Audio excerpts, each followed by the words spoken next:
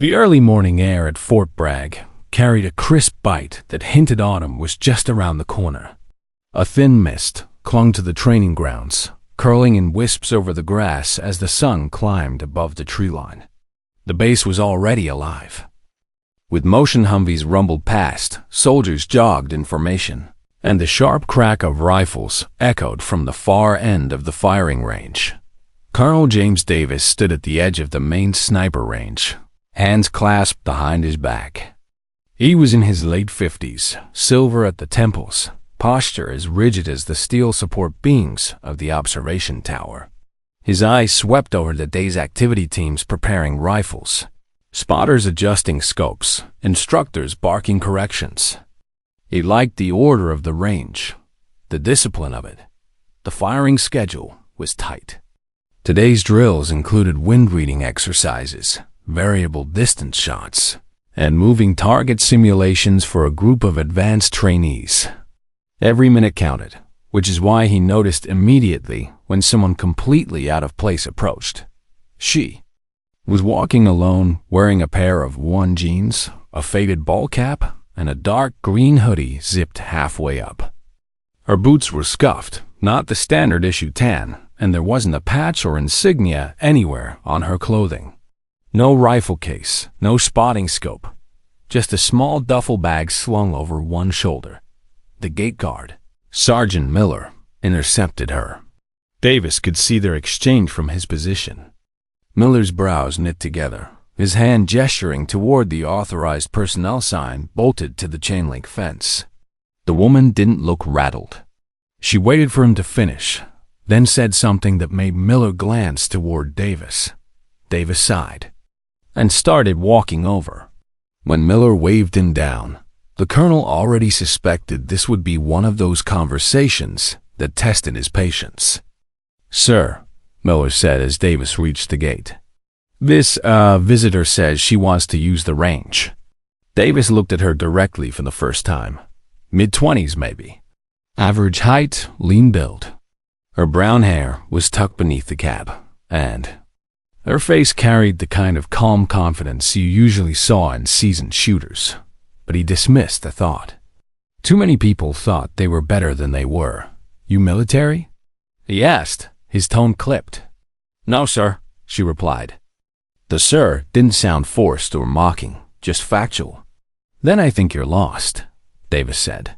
"This isn't the public range. You need clearance, certification, and about a dozen other things you don't have." "I'm not lost," she said evenly. "I want to take a few shots." Her directness caught him off guard for a moment. Most civilians would have apologized, maybe tried to explain. She just stated her intent like it was the most natural thing in the world. "You want to take a few shots?" Davis repeated, his voice edging toward a chuckle. He gestured toward the far berm, where trainees were hammering steel targets at 800 yards. "Do you have any idea what you're asking? This isn't some weekend hobby spot." She didn't flinch. "I can handle it." That made a couple of soldiers nearby glance over. Miller was already trying to hide a grin. The idea of a civilian especially, one who didn't look like she could bench press a rifle marching in and asking to use the military's top-tier sniper range was absurd. Davis decided to play along, if only to get her off the premises without an argument. "All right," he said slowly. "Tell me why I should let you on my range. You some kind of competitive shooter? Olympic team?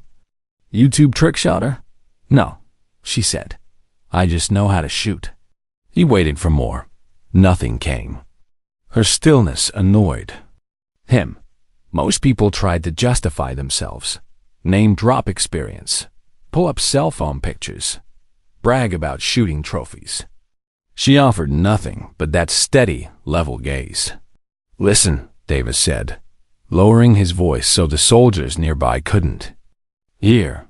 "Even if I wanted to let you try, you'd need the right gear, a weapon we can clear, ammo that meets regulation." She swung her duffel off her shoulder and unzipped it. Inside was a carefully padded interior holding ear protection, safety glasses, and a set of shooting gloves. No weapon, thankfully, but the gear wasn't cheap. It was the kind professionals used. Figured you'd have your own rifles, she said. Her calm confidence was starting to make him curious. He'd been around long enough to spot bluffers. They avoided eye contact, gave nervous laughs, or tried too hard to impress.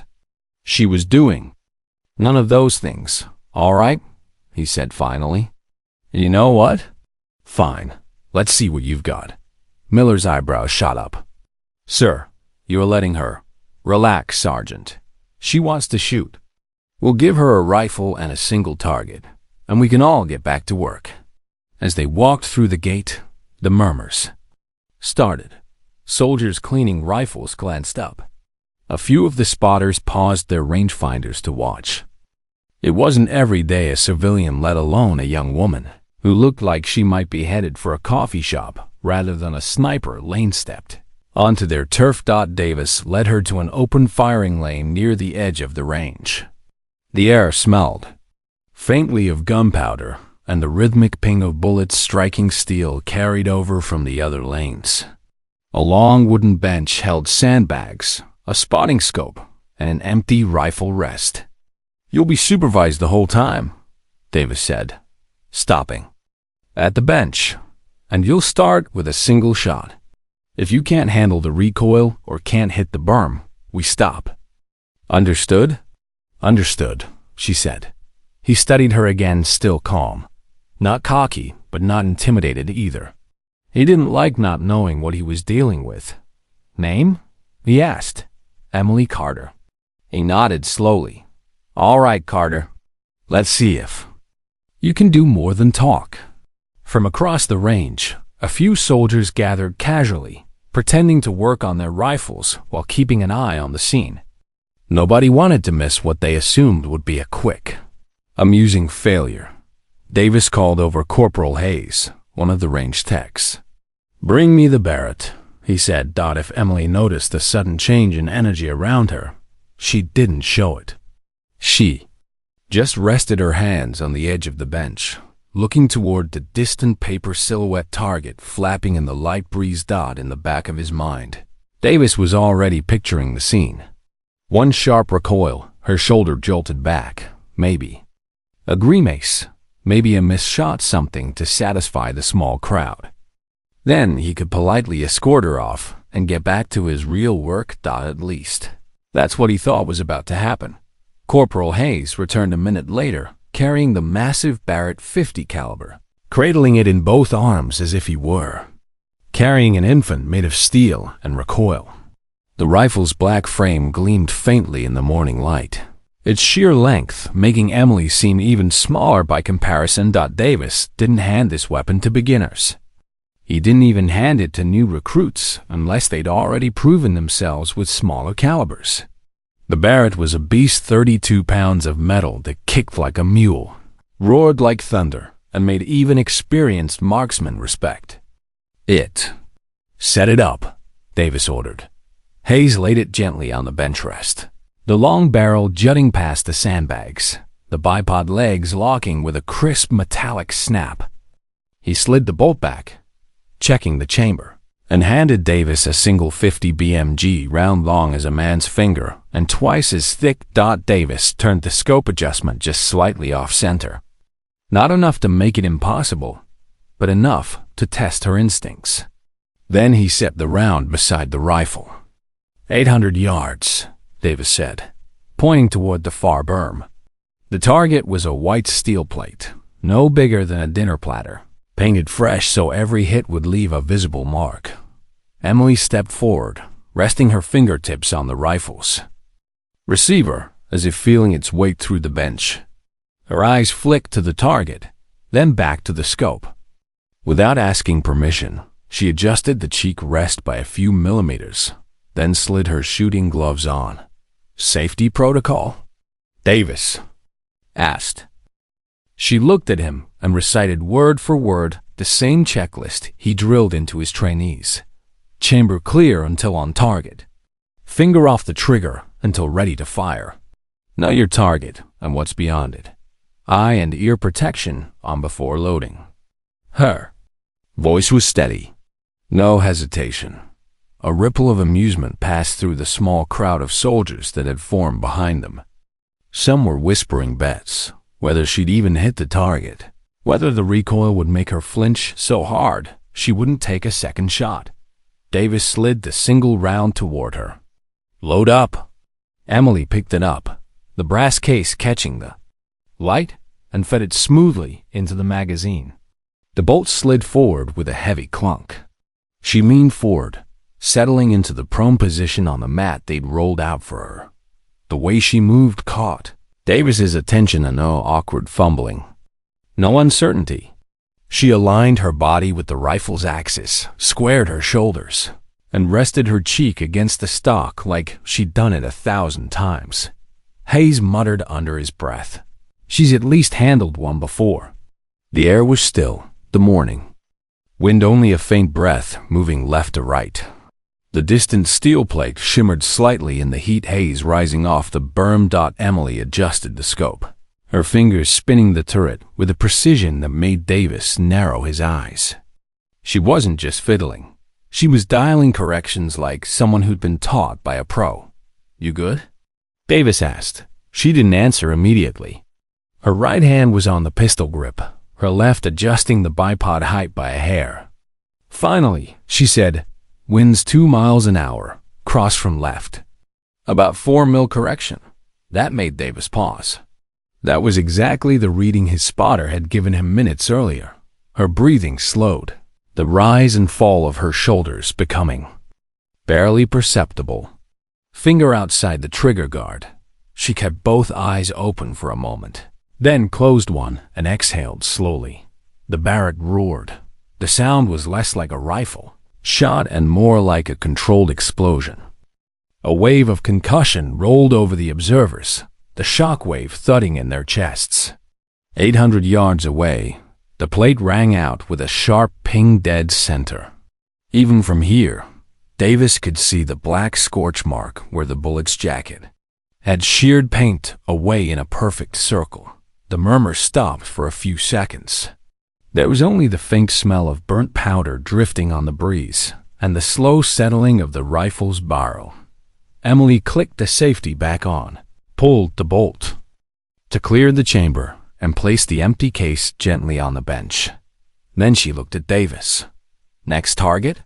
She asked. The simplicity of the question drew a laugh from someone in the crowd, short, disbelieving. Davis's smirk was gone. He stepped forward, peering through the spotting scope to double-check the shot. No mistake. It was as clean a hit as he'd ever seen at that distance, especially from someone taking a cold bore shot with a weapon they'd never handled before. "Beginner's luck," Sergeant Miller muttered from behind him. But the way he said it, even he didn't sound convinced. Davis decided to raise the stakes. 1,200 yards, he said, pointing toward a second plate further up the ridge. Smaller target. "No warm-up? You gang?" Emily simply nodded and stepped forward to reload. This time, Davis didn't adjust the scope to throw her off. He wanted to see what she'd do on her own. The crowd behind him grew. Even a couple of instructors from the other lanes had wandered over, arms folded, curious to see where this was going. Emily lay prone again, shifting slightly to get the proper sight picture. She adjusted elevation, read the mirage on the horizon, and took a moment longer than before.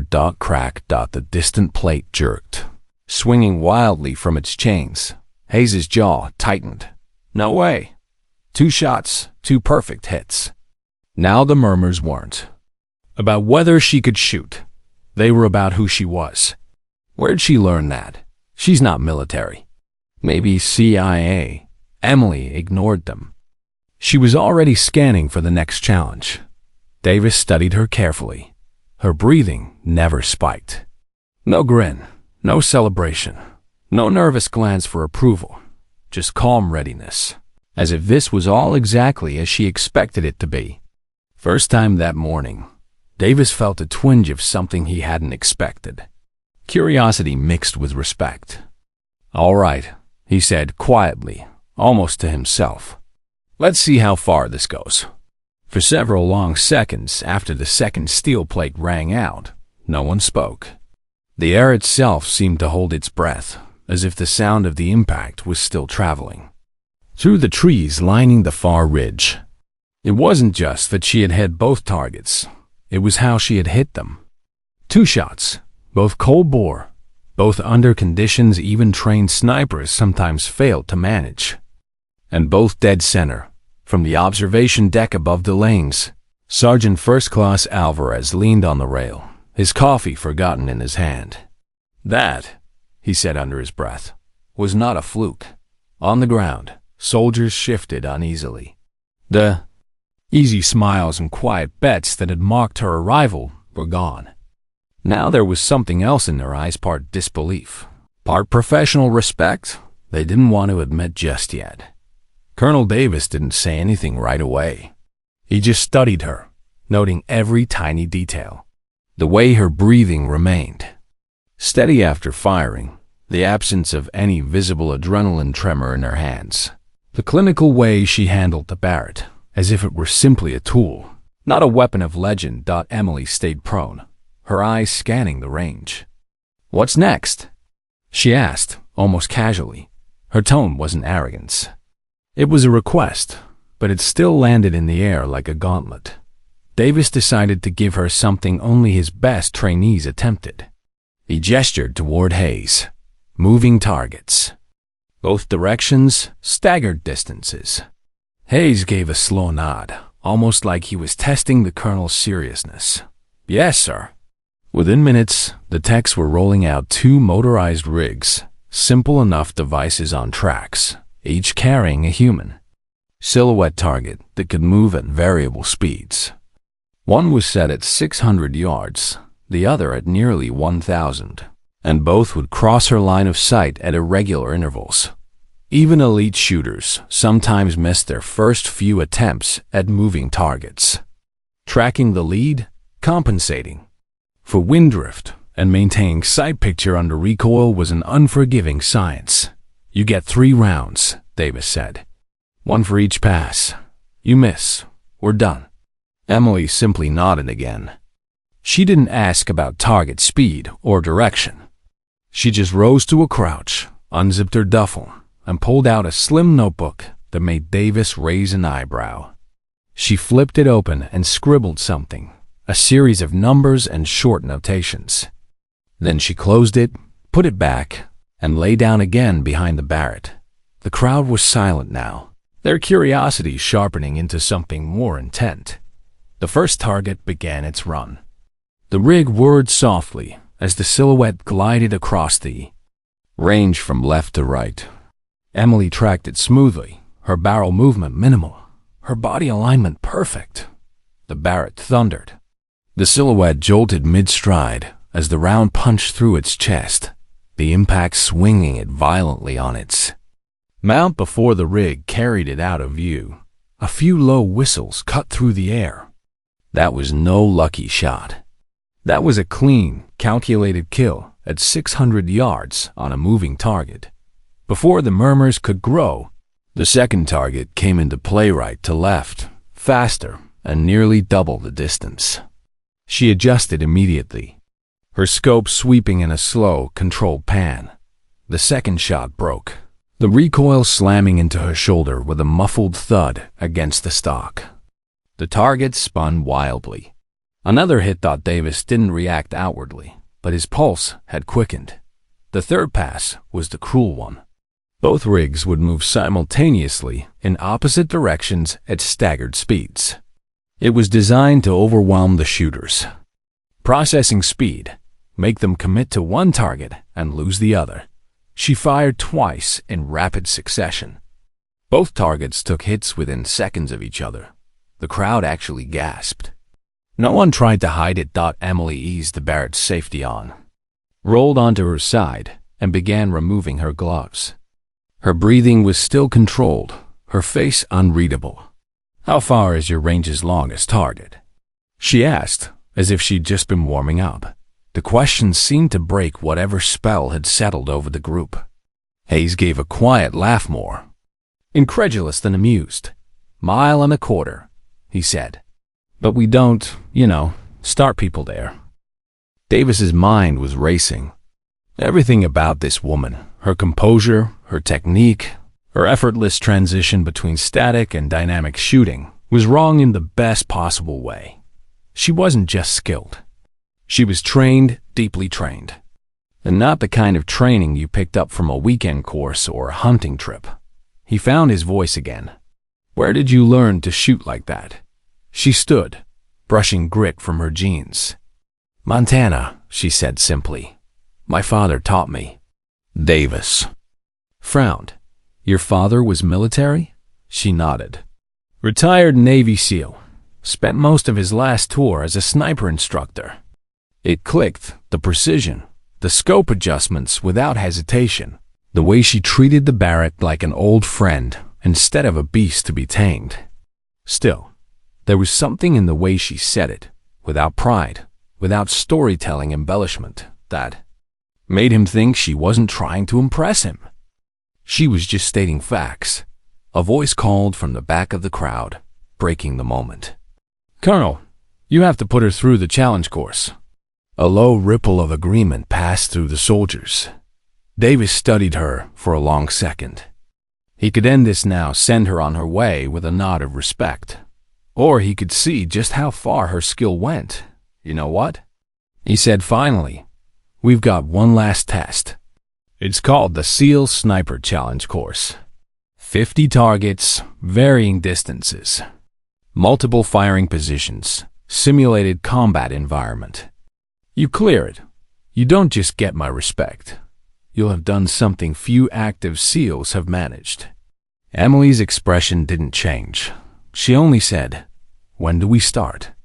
By the next morning, Fort Bragg was humming with a kind of gossip usually reserved for celebrity sightings or scandalous promotions. In the chow hall, heads turned when Emily walked in. It wasn't open hostility more, like the wary curiosity of people trying to figure out if what they'd heard could possibly be true. Private, first-class Tanner leaned toward his buddy across the table. I heard she shot 300 meters blindfolded. His friend snorted into his coffee. Bull, that's urban legend territory. Probably just nailed a lucky group on a calm day. But even as he dismissed it, his eyes followed Emily as she grabbed a tray. She didn't rush. She didn't smile much either. She simply took her eggs and coffee, sat at the far end, and ate like someone who had nothing to prove. Meanwhile, the range officers couldn't stop talking. Sergeant Holloway, the crusty range master, had seen every type of shooter rookies who flinched, veterans with steady hands, hot shots with more ego than skill. But Emily was different. She's not just consistent, Holloway told Colonel Davis. In the armory, she's unervingly consistent. Same breathing rhythm. Same trigger squeeze every time. Doesn't matter if it's wind, sun, or sand in her boots. Davis leaned back against a crate of ammunition, arms folded. He still wasn't ready to believe she was the prodigy everyone claimed. Skill can be taught. Luck can look like skill over a short run. I want to see her under pressure. Real pressure. That real pressure came sooner than anyone expected.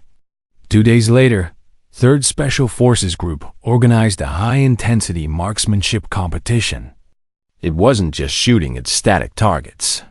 Competitors would fire after sprinting with full kit, after crawling through mud, after being pelted with simulated explosions designed to spike heart rates and mess with focus. When Emily's name appeared on the roster, the whispers turned into open speculation. They're setting her up to fail. Yeah, no way she can hang with guys who've been in country. Or maybe she's about to embarrass everyone. On the morning of the event, Emily walked to the staging area in full gear. The air was thick with humidity, the kind that made every piece of clothing stick to your skin. Around her, seasoned operators checked their optics and stretched their shoulders. No one talked to her. That was fine. The whistle blew, and chaos erupted. Emily vaulted over the first obstacle, her boots slamming into the dirt. The course demanded relentless bursts of movement 30-yard sprints, Prone firing positions, moving silhouettes, immediate weapon transitions. She kept pace, breathing hard, but never losing that internal metronome she'd built through years of discipline. At the 500-meter station, she dropped into the prone position, heart hammering in her ears. She exhaled. Once, twice. The reticle steadied, and a finger moved with surgical precision. The target, a swinging steel plate barely larger than a helmet, rang out. By the time they reached the final barricade chute, sweat streamed down everyone's faces. Even the Special Forces guys were breathing like freight trains. Emily's clothes were soaked, her hair plastered to her forehead, but her eyes were calm. She fired, reloaded, fired again. Every shot was a hit. The course ended in a sprint to the finish line with a timekeeper barking numbers. Emily's was near the top, higher than half the operators there. That's when the murmur in the crowd shifted. Skepticism turned into something else, respect laced with unease. Afterward, as she was unloading her rifle, Sergeant Holloway ambled over. "That," he said, "was no fluke." Emily just shrugged. "I'm just here to shoot." Colonel Davis watched from a distance, his expression unreadable. But inside, he felt the first prick of something he didn't like admitting. Maybe he'd underestimated her. That evening in the barracks, Emily sat on her bunk cleaning her rifle by lamplight. She didn't notice Tanner in the doorway until he spoke. "You know," he said, "guys are starting to bet money on you." She looked up. "On what?" "On how far you can push this. Some think you'll wash out next week. Others think you'll make someone eat their medals." Emily smiled faintly. "Guess we'll find out." By midnight, the base was quiet, but the undercurrent of the day lingered, a shift in the air, the kind that happens right before a storm. Somewhere, someone was already planning the next test. By sunrise the next morning, her name was already moving through the base like a current of static electricity. No official announcement had been made. There didn't need to be. In a place like Fort Bragg, news traveled faster than radio chatter, especially when it involved someone breaking a Navy SEAL sniper record. It wasn't just that she'd beaten the mark. It was how she'd done it. The clean, surgical precision, the calm body language, the fact that she hadn't celebrated, boasted, or even smiled afterward. She'd simply set the rifle down and walked away as if shattering decades-old records was a normal part of her morning routine. In the mess hall, soldiers leaned over trays of powdered eggs and bacon, their voices low, but their eyes flicking toward the corner table where she sat alone. A few tried to sneak glances at her hands, as if looking for some mechanical trick, special gloves, an odd grip, something that would explain it. Others whispered theories. "She's CIA," one said under his breath. "No way. Langley doesn't send people here for games. I'm telling you, my brother in Delta heard she's Nightshade." The last comment froze the group for a moment. The word carried weight. Nightshade Unit, a covert team so secretive most operators believed it was just a myth told to rookies to keep them on their toes. If it was real, the operatives were said to be ghosts, untraceable, uncatchable, unflinchingly lethal. Colonel Davis overheard enough of these murmurs as he passed through the room to know things were spiraling. In the wrong hands, rumors could turn into resentment, and resentment could turn into challenges. He didn't want every hot-headed marksman on base trying to dethrone her. Not yet. Later that morning, Davis called her into his office. The blinds were half closed, stripes of light cutting across the room. His desk, as usual, looked like a war map file stacked in precise rows, a half-drunk cup of black coffee cooling in the corner. "You've made an impression," he said without looking up from a folder. "I didn't come here to make one," she replied evenly. "That's the problem," he said, finally meeting her eyes. "When someone like you shows up out of nowhere and starts doing things no one else can, you don't get to choose whether you make an impression. It happens whether you want it or not." She didn't answer. He studied her face for a moment, looking for cracks, nervousness, pride, arrogance. He found nothing but stillness. "I've had 2 requests from range officers this morning," Davis continued. "They want a rematch. Not just at 500 yards. They want you at 1,500. Full. Wind, moving targets."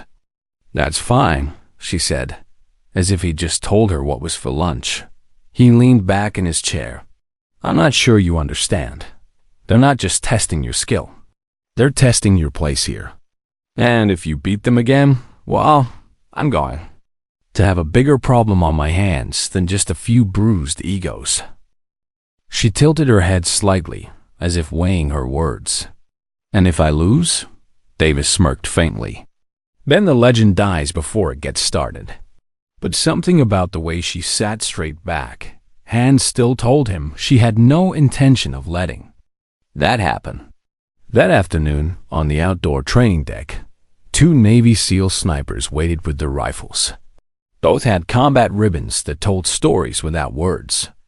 Both looked like men who'd been born with steady hands and eagle eyes.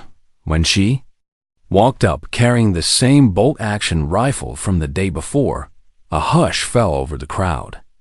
Word had spread so far that people from other units had drifted in to watch. The wind was nastier today, gusting sideways, cutting across the open field like invisible blades. Targets stood at distances so far they were almost swallowed by the heat shimmer.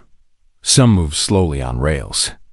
Others popped up at unpredictable intervals. One of the SEALs, a square-jawed man with a tan so deep it looked painted on, gave her a nod. "No hard feelings," he said, but his eyes told a different story. "None here," she replied. They started the sequence. One by one, the SEALs fired, adjusting between shots, compensating for wind. Their hits were impressive tight clusters, even at impossible distances. The small crowd of spectators murmured approval. Then it was her turn. She lay prone, settling in with a grace that was almost unnerving. No fidgeting, no test shots. She looked through the scope as if she was simply remembering where the bullets needed to go. The first shot cracked. A second later, a target dropped at 1,200 yards. She adjusted not for wind in the obvious way, but for something subtler, like she could feel the air shift before it happened. Another crack, another fall. 5 shots, 5 hits, all center mass dot. By the time she was done, the range officer had gone silent, his clipboard hanging slack at his side. The SEAL stepped back, not angry, but unsettled, like a fisherman who'd just seen someone pull a shark from a puddle. When she stood, the colonel caught her eye from across the range. This time, he didn't scoff. He just gave the smallest of nods. The whispers would only grow louder now. And somewhere in those whispers, a pattern was forming, a recognition that this wasn't just skill. This was something else. Something dangerous. By now, the entire base knew her name. Emily Carter, the civilian girl who'd walked into Fort Bragg and humiliated half the range's elite. She hadn't meant to make enemies, but skill draws fire just as surely as a target draws a bullet. And yet, some of the very men she'd beaten were now watching her with a strange, begrudging pride. The SEAL instructor, Chief Petty Officer Mason Reed, leaned against the rail, arms crossed. He'd been on more deployments than most soldiers could dream of. And yet, here he was, making time to watch Emily's final test. Colonel Davis, still wrestling with his mixed emotions, stood off to the side. His usual scowl softened, though only slightly. If she clears this, she'd be the first person, SEAL or otherwise, to do it without a single miss. He muttered to Mason. The final test was infamous. It was called the Phantom Course, a hybrid endurance and precision challenge designed to replicate the mental fog and physical fatigue of actual combat. No warm-up shots, no fixed distances, no predictable patterns. Shooters had to sprint between firing stations, climb obstacles, and hit targets that appeared for mere seconds before disappearing. Some of them were over 1,000 yards away. Others popped up from cover, barely 50 yards out. And of course, there were the wind changes. Emily took a deep breath, her boots planted at the start line. The morning air was crisp, but she could already feel the sweat threatening to rise. Ready? The range officer called. She nodded. A horn blared. Emily exploded into motion, sprinting toward the first firing platform. Her heart was hammering, not from fear, but from the sheer physical strain. She slammed down into a prone position, steadied her rifle, and fired. The first steel plate rang with a sharp, satisfying ping. No hesitation. She jumped to her feet, slung her rifle, and charged the next obstacle, a 6-foot wall. She climbed it with surprising agility, dropping down on the other side to find a 600-yard target peeking out between two mock buildings. Crosswinds tugged at the bullet's path. She adjusted instinctively. Ping. Another hit. A small crowd began forming, whispers running through them like static. They weren't just watching anymore. They were invested. Every shot Emily took seemed to carry the weight of something larger than herself. The course wasn't just testing her aim. It was testing her mind.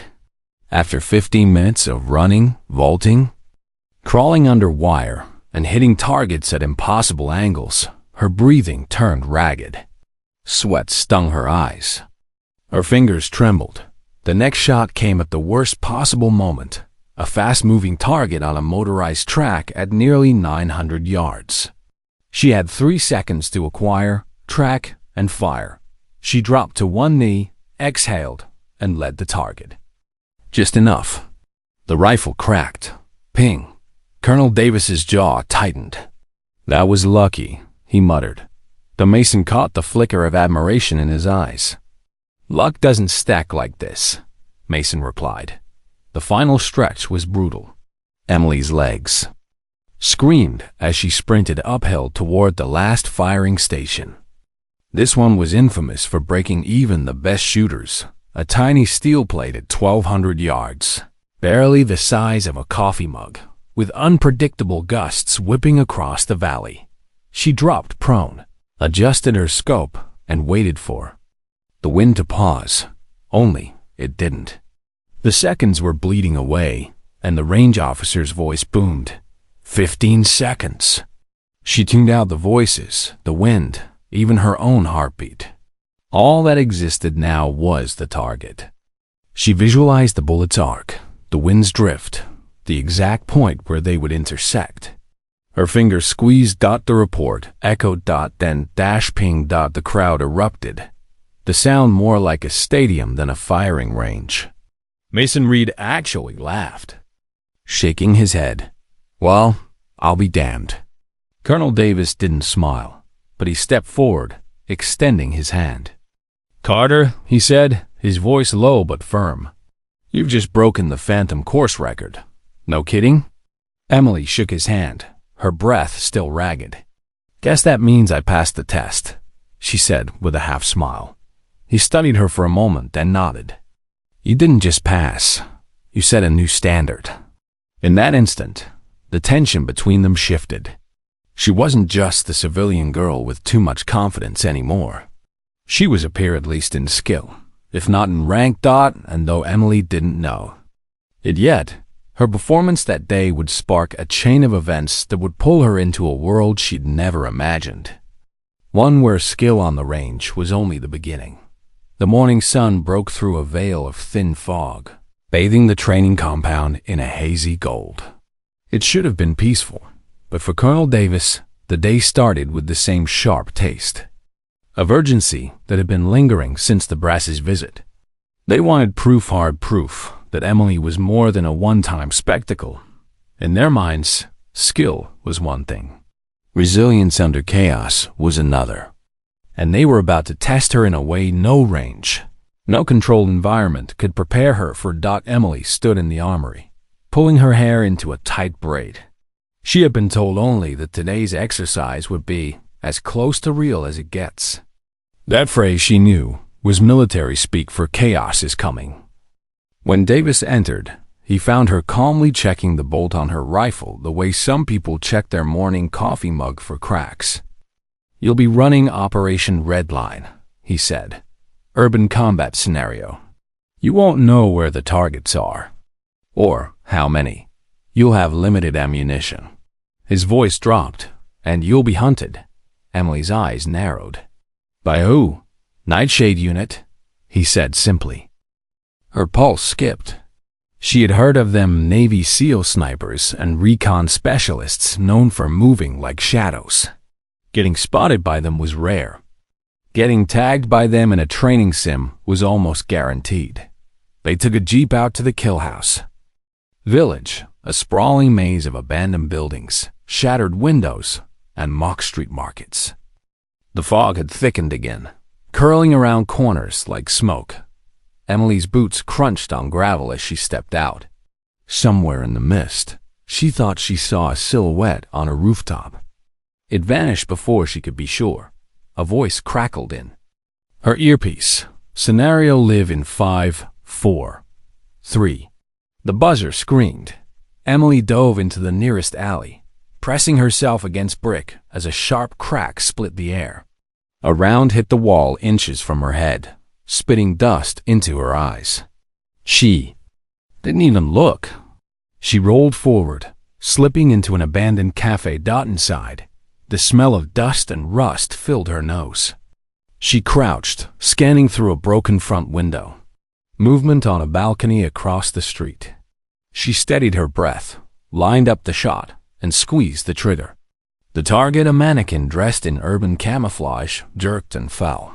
But that was the easy part. A faint scraping sound came from behind her. She pivoted just in time to see a shadowy figure in black gear sweep through the doorway. No mannequin this time. This was a live Nightshade operative. Emily dropped low, sliding behind an overturned table as his shot barked. Wood splintered above her. She returned fire, but the operative was already gone, melting into the fog. The next hour was a blur of relentless cat and mouse. Every corner felt like a trap. She learned to watch windows for the tiniest glint of glass, to listen for breathing beneath the groan of shifting metal.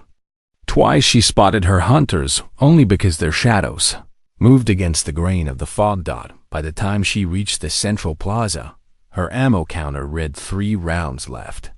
And then she saw him, another Nightshade operative, crouched behind a fountain. Motionless. She took the shot. Missed. Her heart thundered.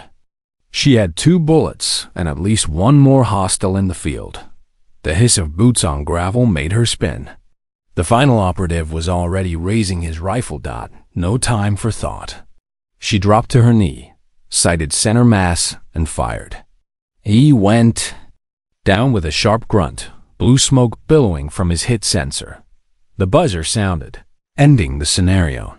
When Emily stepped out of the fog, her chest was heaving, hair damp with sweat. Davis was waiting, hands clasped behind his back. 7 targets neutralized, 0 eliminations, no civilian hits, he read from a tablet. "You made it through," he said finally. There was no smile, but there was something in his eyes, acknowledgement. Maybe even pride. Emily only nodded. She wasn't thinking about the score. She was thinking about the shadow in the cafe, the whisper of boots on gravel, the way the fog had closed in like the walls of a trap. This had been the closest she'd come to the real thing, and she knew now that records were one thing. Survival was another. The mess hall erupted into a standing ovation when Emily stepped through the double doors. But it wasn't the noise that struck her. It was the looks. Soldiers from units she'd never met were staring at her with something that looked like awe, the kind of expression usually reserved for legends whose names appeared in training manuals. She felt the weight of it immediately. This wasn't about a lucky shot anymore. This wasn't even about the SEAL sniper record she had just shattered. It was about the story people would tell long after she left this base. Colonel Davis rose from his seat in the corner. He didn't move. Fast he never did. But each step toward her seemed deliberate, measured. His face gave away nothing, but Emily noticed that the usual tightness in his jaw was gone. "You broke a record I thought was unbreakable," he said, his voice calm. But the mess hall had fallen so silent that every soldier could hear him. "And you didn't just beat it, you obliterated it. Do you know what that means?" Emily met his eyes. "It means I got lucky with the win, sir." A ripple of laughter moved through the crowd, but Davis didn't smile. Instead, he shook his head. "It means," he said slowly, "you've just raised the standard for everyone in this room." "Including me." Someone in the back shouted, "Speech!" Another voice joined in, and within seconds, the chant spread. "Speech! Speech!" Emily hated speeches. She hated being the center of attention even more. But she could feel dozens of expectant faces on her, people waiting to hear what she had to say. She stepped forward, took a breath, and let her voice carry. "I came here thinking I had something to prove," she began. "Not to anyone else, just to myself. I failed before. Missed shots, lost competitions. But every time, I kept showing up. And today, I learned something important. Sometimes the limits we believe in are just fiction. Someone wrote them down, and we all decided they were real." The mess hall was silent again, not the awkward kind of silence, but the heavy, focused kind that comes when every word is landing exactly where it's supposed to. "So, if you remember anything from today," she said, "let it be this. Your limit might just be your starting line. Don't wait for permission to cross it." She stepped back. The room erupted again, louder this time. Even Davis clapped, though his was a single firm clap before he turned and walked back to his seat. After the applause faded, a young soldier approached her, barely 19, fresh out of basic. "Ma'am," he said nervously, "I've been thinking about trying for advanced sniper school, but I never thought I'd be good enough. After what you did today, well, I just wanted to say thank you." Emily smiled. "Then go sign the application." "Don't." Wait.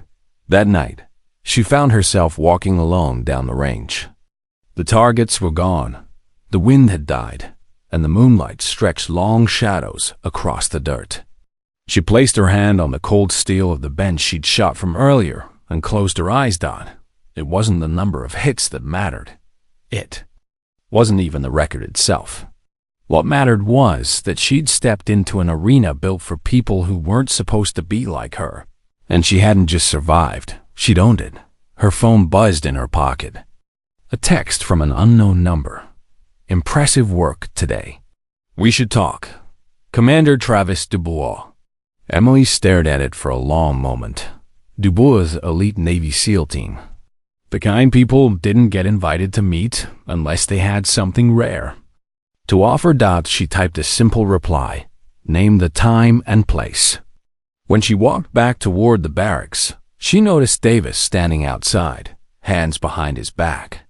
He didn't say anything for a moment, just watched her approach. "You know," he said finally, "when you first asked to use the range, I thought you were just another hotshot with a story to tell. But you've got something different." "What's that?" she asked.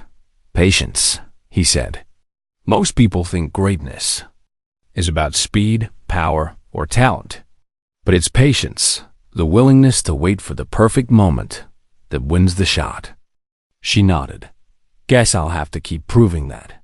He gave a rare smile. "I don't doubt you will." The next morning, a printed sheet appeared on the range's bulletin board. At the top, in bold letters, "New sniper range record, 1,542 meters." Beneath it, "Shooter, Emily Carter." Someone had added in smaller handwriting at the bottom, "Limits are fiction." Weeks later, Emily would find herself on another range, in another state, standing beside people whose skills were measured in shadows and whispers, not in public applause. But the lesson of that day at Fort Bragg stayed with her, not the fame, not the record, but the quiet certainty that she had walked into the colonel's world and left her own mark.